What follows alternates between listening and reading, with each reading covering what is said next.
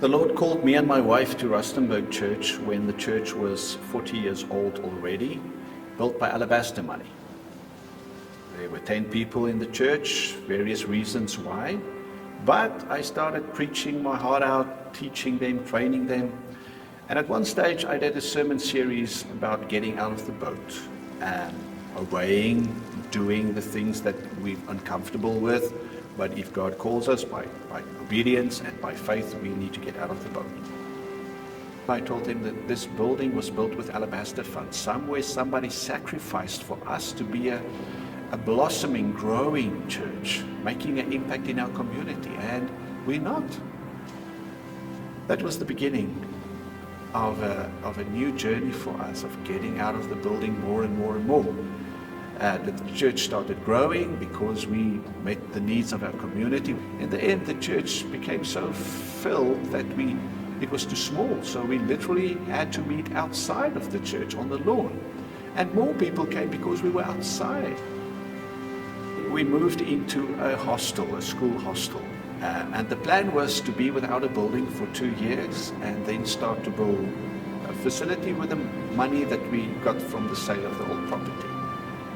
After 2 years in the hostel, we grew so fast that we already needed a new space. And I said, Lord, are we ready to start building? It's as if the Lord asked me, why do you want to build a new building if you're not even building my kingdom? And I was sort of shocked. What do you mean, Lord? The church is growing, we're doing well. And at that moment, a number of teenage boys came running through the gate. And then I realized we greet each other, but I've never had any discussion with them about Jesus, any conversation. As I got into my vehicle, I started calculating how many boys, teenage boys, do live in this building. Plus there's 2 schools and another one in close vicinity. How many school children move around this building every day? And I calculated between 3,000 and 4,000 kids every day. We challenged the church.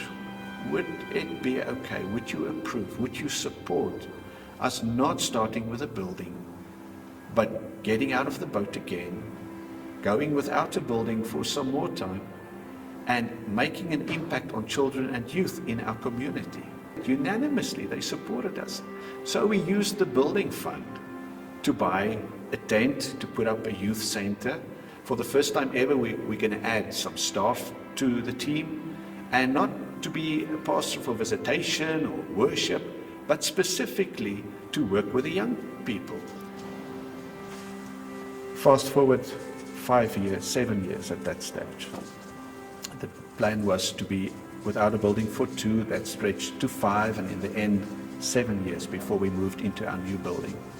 A number of miracle stories. The church just kept on growing, it kept on growing.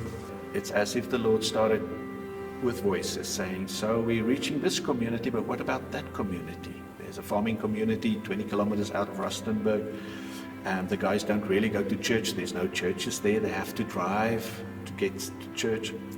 So we prayed about it, asked the Lord for his guidance. Somebody phoned and said, we're building this chapel. If you would ever be interested, you can use this. Long story short, they donated a 300-seater church for that farming community. I'm sitting in it right now. We started 18 months ago. Of the 300 seats, half of them are already filled on a Sunday. And already we're looking at the next community, another 25 kilometers away, a mining community. Somebody sacrificed Alabaster funds so that we can have a tool to reach to our community. And as a church, we are compelled to use the sacrifice other people made with Alabaster money to keep on impacting our local communities.